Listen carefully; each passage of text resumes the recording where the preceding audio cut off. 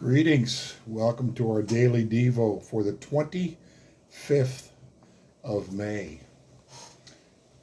We are in Capernaum for a third day. Must be an important town in this scheme of things, and it seems as though it has been. The passage today is Matthew 6:25 to 34. They quote 31 and 32 here. So do not worry, saying, "What shall we eat? Or what shall we drink?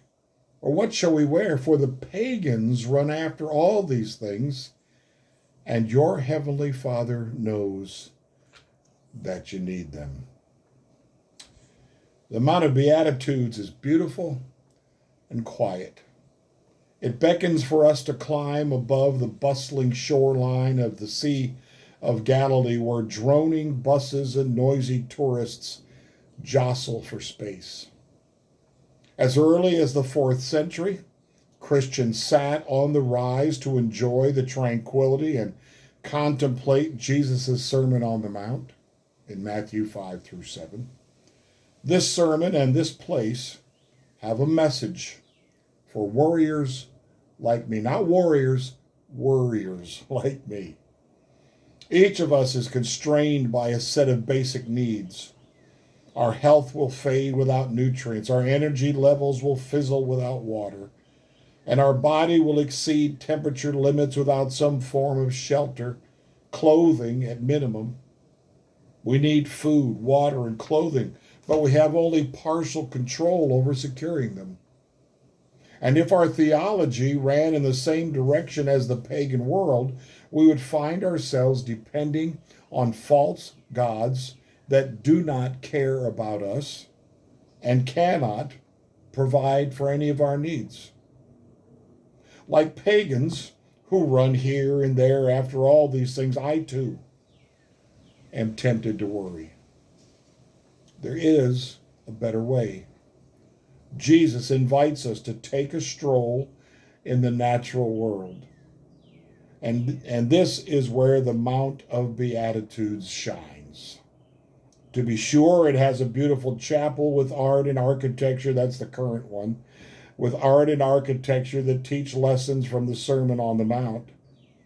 But it is the gardens and fields preserved on the campus that immerse us in a world of flowers, grassy slopes, and wildlife.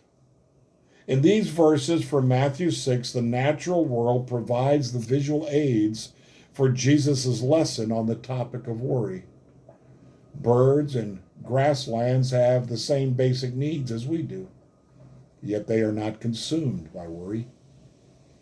They instinctively know what I still need to learn.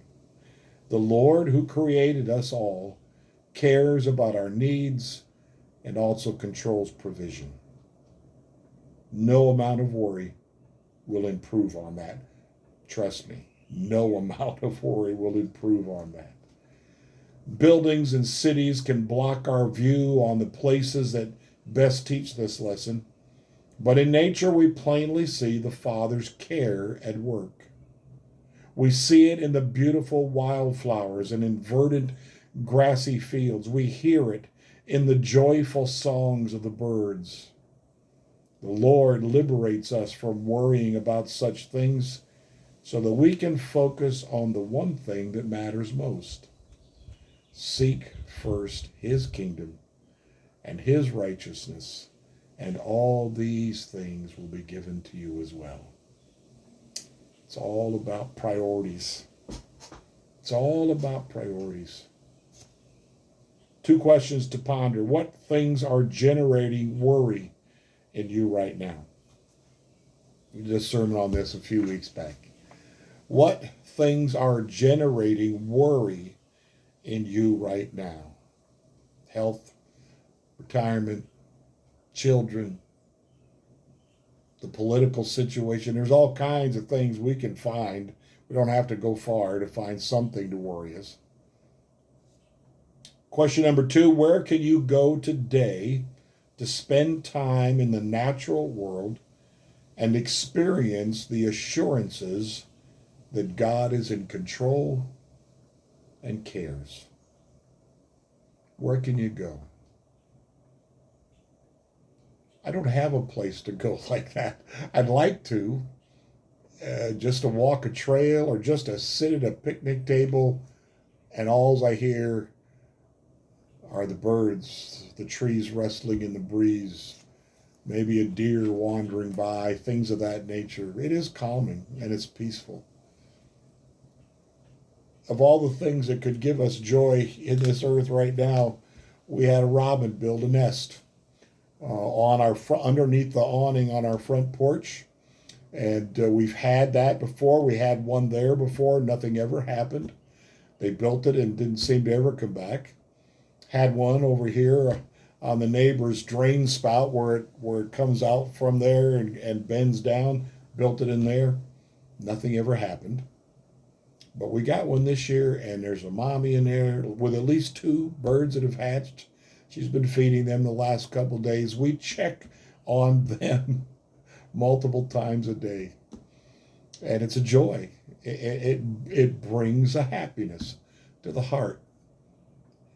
That really is an act of worship, to go into God's creation and enjoy it. To enjoy it.